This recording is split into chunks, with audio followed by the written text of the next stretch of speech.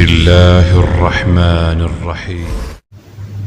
اعوذ باللہ من الشیطان الرجیم. بسم اللہ الرحمن الرحیم. الحمد للہ والصلاة والسلام علی اہلہ ولعنۃ اللہ علی اہلہ. اما بعد. درود و سلام ہو محمد و آل محمد پر جنہیں اللہ تعالیٰ نے خلق کرنے کے بعد افتخار کیا کہ میں نے وہ مخلوق پیدا کی ہے کہ جو میری معرفت کا سبب بنیں گے. تو اسی ذات مقدسہ سے روایات ہیں.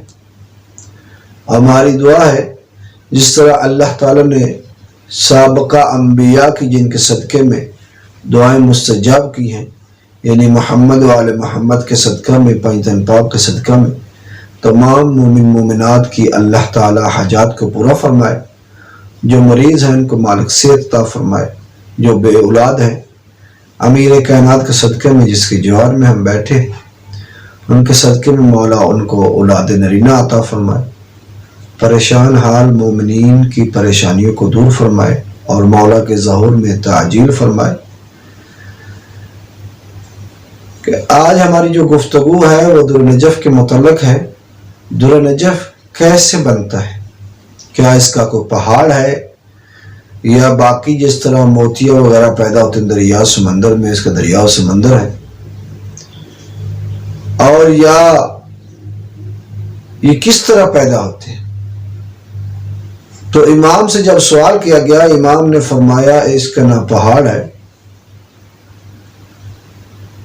اور نہ یہ دریا و سمندر میں پیدا ہوتے ہیں، بلکہ یہ صحرا میں پیدا ہوتے ہیں.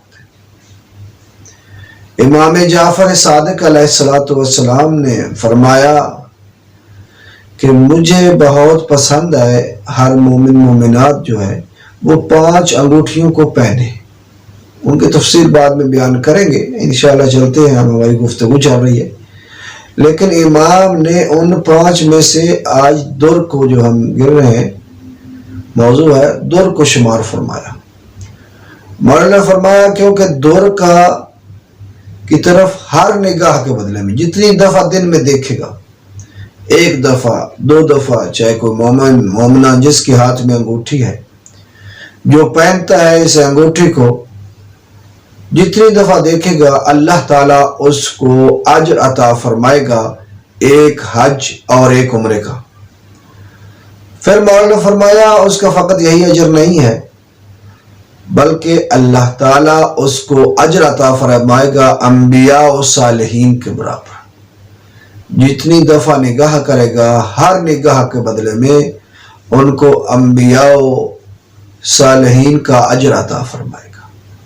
پھر فرمایا ایک روایت میں ہے کہ جو انگشتر در نجف کو پہنتا ہے اور اس کی نگاہ کر کہتا ہے السلام علیکہ یا امیر المؤمنین، تو اللہ تعالیٰ اس کے نام اعمال میں 1 حج اور 1 عمرے کا ثواب لکھتا ہے. کتاب زاد الصالحین میں صاحب کتاب نے ذکر کیا ہے کہ یہ انسان کا ایک زیور ہے، جو اس کو پہنتا ہے اللہ تعالیٰ اس سے بیماریوں کو ختم کر دیتا ہے. اللہ تعالیٰ اس کے صدقے میں اللہ تعالیٰ اس کی دید کو روشنی عطا کرتا ہے. اور جو انسان معصیت کرتا ہے اللہ تعالیٰ کی لیکن آمدن نہیں سہم المعصیت ہو جاتی ہے اس سے، وہ پشیمان ہوتا ہے اس معصیت پر، تو وہ اس در کی طرف نگاہ کرتا ہے تو اللہ تعالیٰ اس کی معصیت کو نیکی میں تبدیل کر دیتا ہے. ہمیں ہمیشہ اللہ کی معصیت کرنے سے محفوظ رکھے اور ہمیں محمد و آل محمد کے جانثاروں میں شمار فرمائے. والحمد للہ رب العالمین.